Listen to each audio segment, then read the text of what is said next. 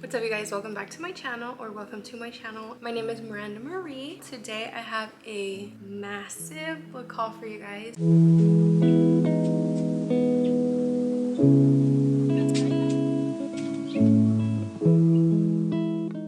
I'm so excited to finally share the gem that I found.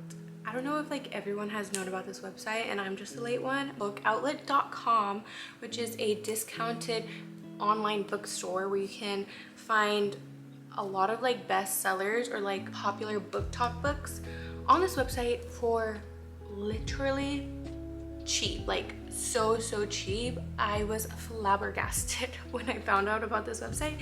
I ordered so many books, but I think I got about like 12 books from Book Outlet, and I'm so excited because I found some really good ones. These are not from Book Outlet, these are all from Target. This is more of like a collective haul of the books that I bought over the past couple weeks that I have not read yet, but I'm going to share them with you as well. Let's start with the books that I got that are not from bookoutlet.com. First one up on the list is Funny Story by Emily Henry. I actually went and got this on release date. My husband took me to the store to go and get this one. So many of my favorite booktubers have read this book. I'm so excited to read this. As always, I'm gonna read the basic synopsis on Goodreads. Daphne has always loved her fiance Peter. Why can't I talk? Daphne has always loved the way her fiance Peter told their story, how they met, when they fell in love, and moved back to his lakeside hometown to begin their life together. He really was good at telling it, right up until the moment he realized he was actually in love with his childhood best friend, Petra, which is how Daphne begins her new story, stranded in beautiful Waning Bay, Michigan, without friends or family, but with a dream job of a children's librarian, and proposing to be roommates with the only person who could possibly understand her predicament, Petra's ex, Miles Nowak. Scruffy and chaotic with a penchant for taking solace in the sounds of heartbreak love ballads, Miles is exactly the opposite of practical, buttoned-up Daphne, whose co-workers know so little about her that they have a running bet that she's either FBI or in witness protection. The roommates mainly avoid one another until one day, while drowning in their sorrows, they form a tenuous friendship and a plan. If said plan also involves posting deliberately misleading photos of their summer adventures together, well, who could blame them?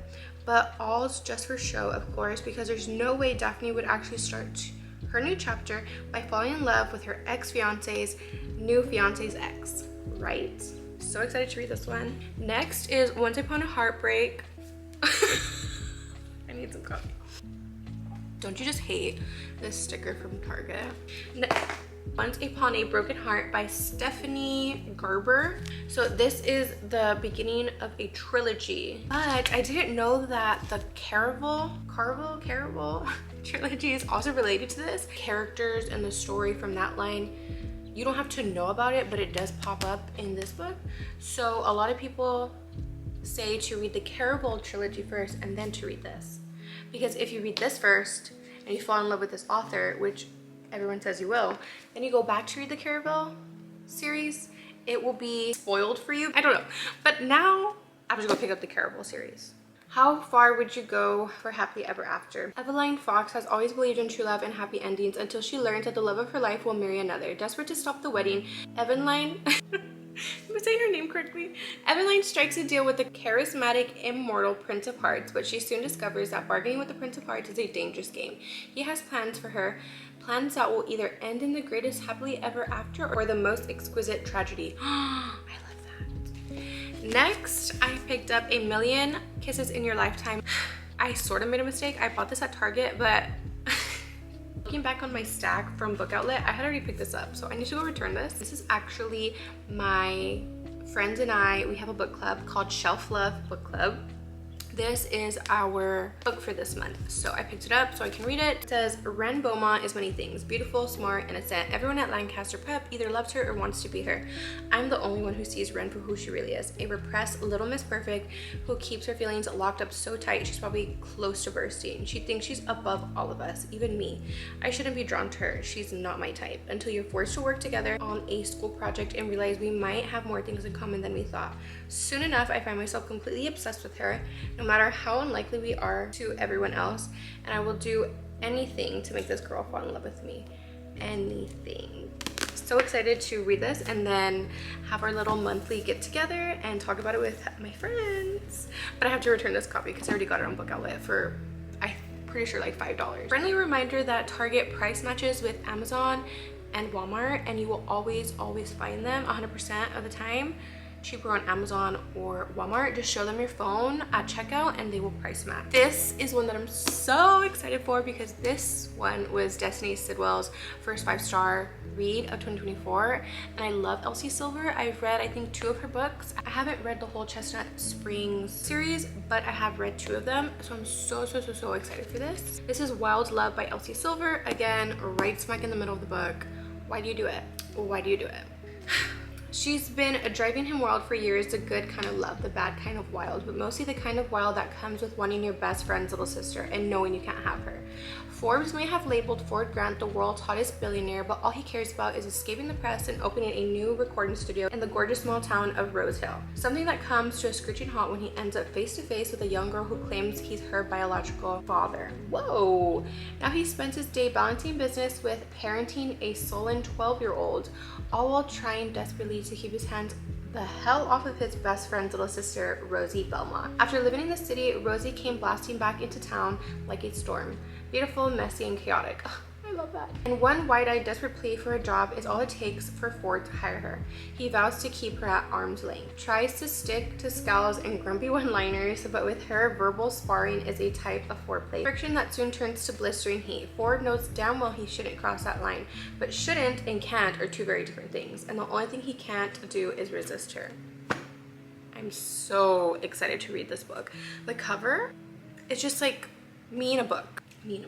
Then I picked up First Lie Wins by Ashley Elston. I'm listening to this audiobook on and off on Spotify, and it's so intriguing. I love listening to thriller mysteries on audiobook because it's sort of like a true crime podcast. It says Evie Porter has everything a nice southern girl would want: a doting boyfriend, a house with a white picket fence, a tight group of friends.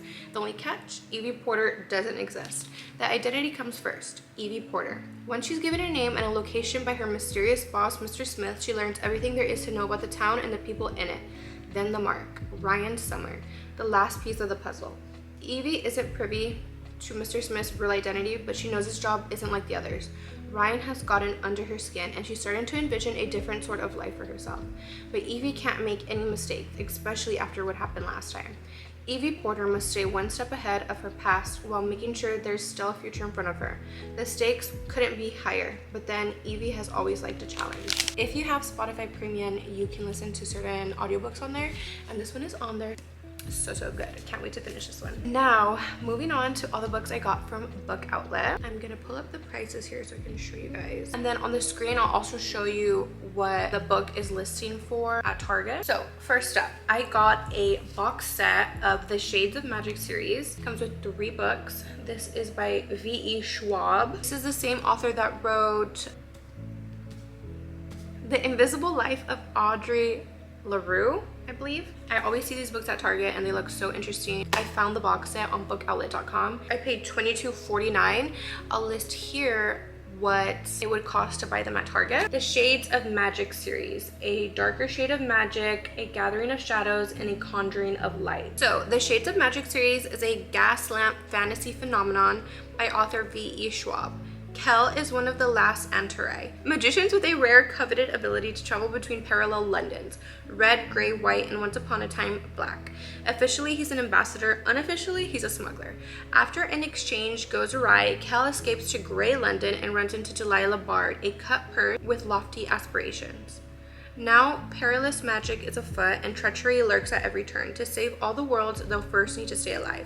It's full of magic, intrigue, and adventure, deception, and a bit of privacy. This will engage both adult and young adult fantasy readers alike. So basically, it's about someone who can travel through, basically, what is that thing called? The multiverse. So this is like a YA fantasy. I don't think there's any romance. I'm not sure from that description, but looks super interesting. Next book I picked up, super excited because I have a super mega crush on Matthew McConaughey, but it is his autobiography, Green Lights. He's just such a handsome man.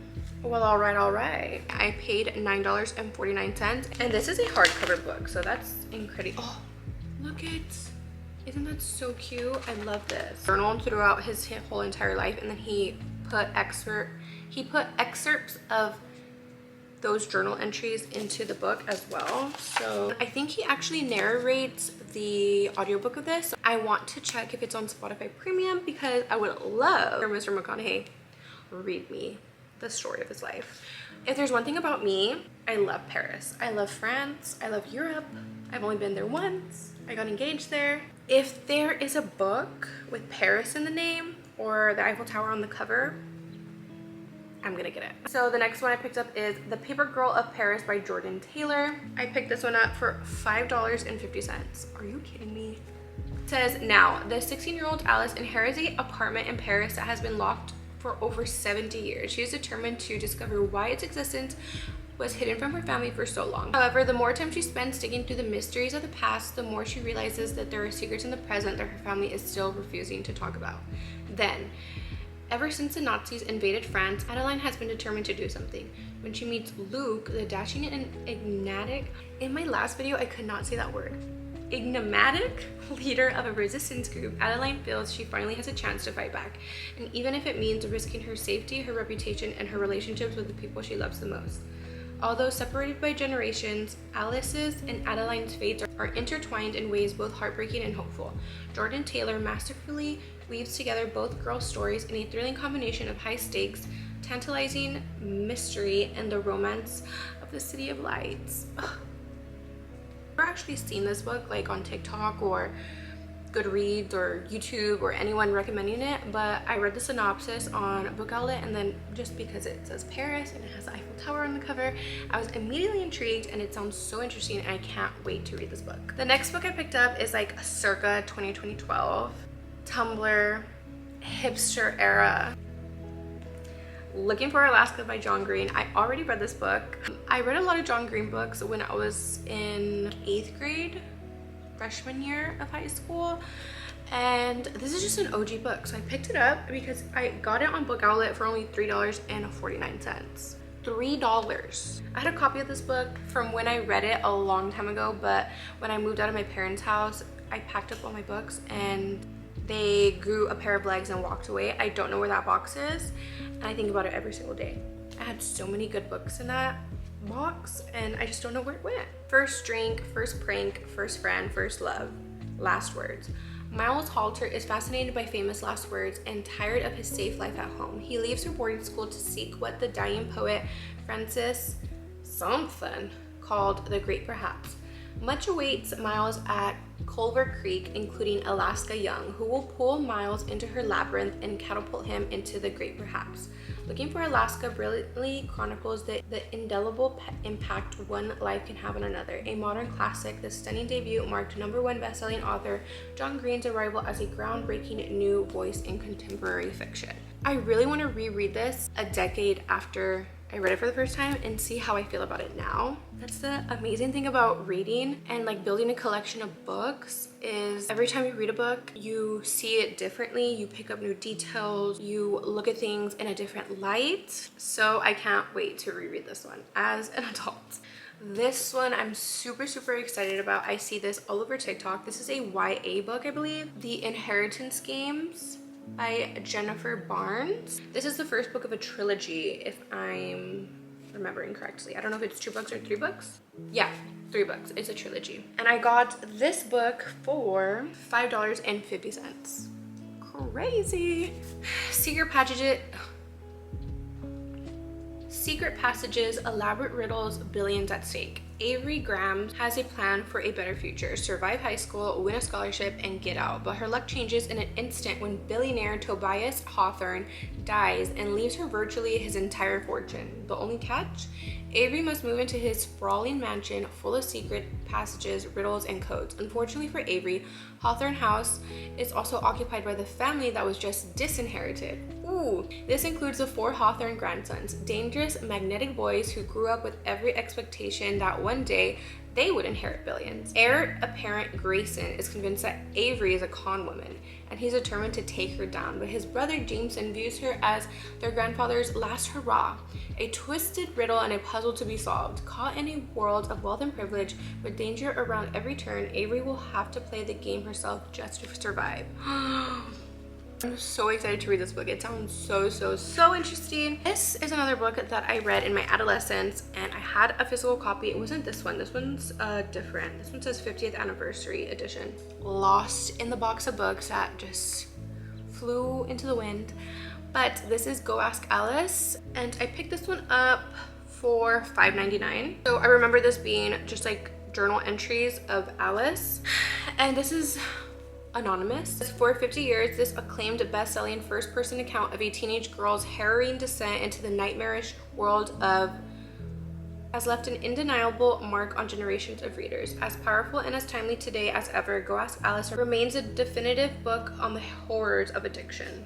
Next book I picked up, I already read this, but I read it on my iPad, I believe. So I picked up the physical copy because, again, a book outlet came in clutch, and I only paid $7 for this book. And this is Verity by Colleen Hoover. Say what you will about Coho, say what you will. I read so many Coho books probably like 3 years ago, and now she's like all over Book Talk. This was her first sort of like mysterious thriller book, and it had me like turning those pages, girl. Turning those pages. Is Coho my favorite author? No. Is she one of my favorite authors? No. But I think she needs to get more recognition for being able to turn people who don't read multiple books or don't read at all into readers, because her books are very easy to read, and they also talk about difficult situations and difficult things that people go through in their life. And she doesn't have to be your favorite author, and you don't even have to like her, but give her recognition for opening doors to people becoming readers. If you're a reader yourself, don't be a hater. A reader's a reader, an author's an author, and like let her do her thing. She's bringing more people into the reading community, and that's what we should all hope for. More people who read, because then we have more people to talk about books with. Lowen Ashley is a struggling writer on the brink of financial ruin when she accepts the job offer of a lifetime.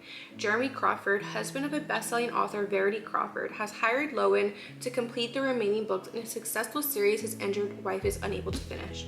Lowen arrives at the Crawford home, ready to sort through years of Verity's notes and outlines, hoping to find enough material to get her started. What Lowen doesn't expect to uncover in the chaotic office is an unfinished autobiography Verity never intended for anyone to read. Page after page of bone-chilling admissions, including Verity's recollection of the night her family was forever altered. Lowen decides to keep the manuscript hidden from Jeremy, knowing its contents would devastate the already grieving father. But as Lowen's feelings for Jeremy begin to intensify, she recognizes all the ways she could benefit if he were to read his wife's words. After all, no matter how devoted Jeremy is to his injured wife, a truth this horrifying would make it impossible for him to continue loving her. Just never mind. But I paid $6.99 for this on bookoutlet.com. I think I literally paid twice as much at Target.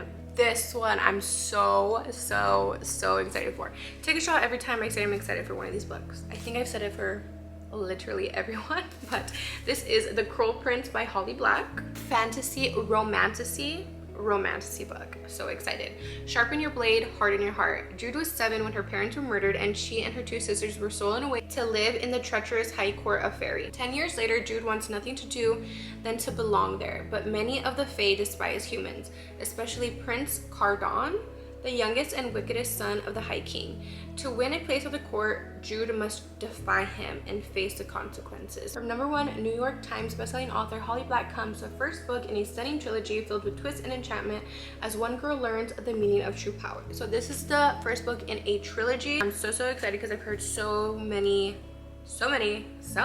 good things about this book. I'm super excited to read this one. So I picked up The Cruel Prince for $5.99. This is so funny because I picked this up on Book Outlet, but it has a Target sticker.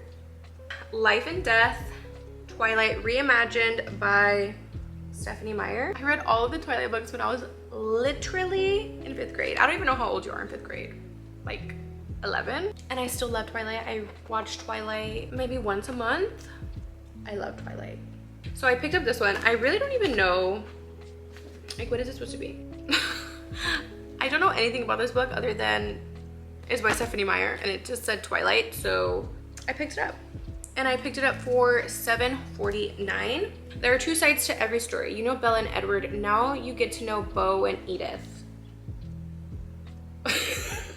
Introducing a bold and compelling reimagining of the iconic love story that will surprise and enthrall readers. Life and Death with a personal foreword and afterword by Stephanie Meyer. When Beau Francois moves to the gloomy town of Forks and meets the mysterious, alluring Edith Cullen, his life takes a thrilling and terrifying turn.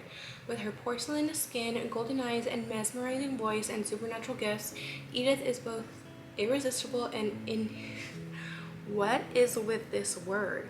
Enigmatic. What Beau doesn't realize is the closer he gets to her, the more he is putting himself and those around him at risk and might be too late to turn back. I would be interested to read this book. Did I buy it to read it? No. Will I read it? I don't know.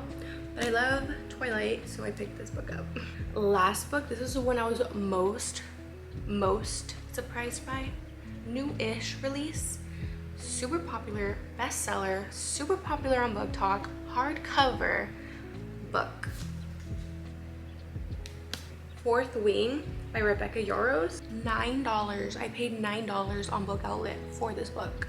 Are you kidding me? A 20-year-old Violet Sorrengail was supposed to enter the scribe quadrant, living a quiet life among books and history, and now the commanding general, also known as her tough-ass Talon's mother, has ordered Violet to join the hundreds of candidates striving to become the elite of the Navarre dragon riders.